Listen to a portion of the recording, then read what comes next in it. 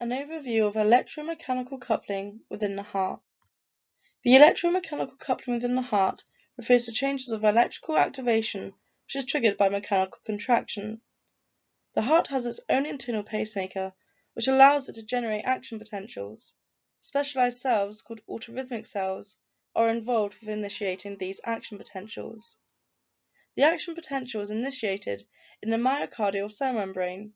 When generated, a wave of excitation is sent through cardiac muscle.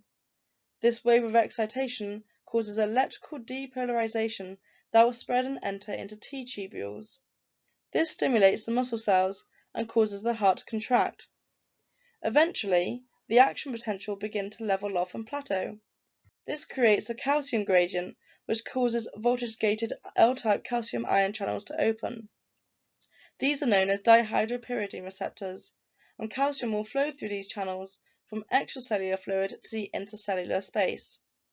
There is an increase in intracellular concentration of calcium, but this doesn't trigger contraction. Increased concentration, however, releases calcium from the sarcoplasmic reticulum, as the calcium in the cytosol will bind to ryanodine receptors.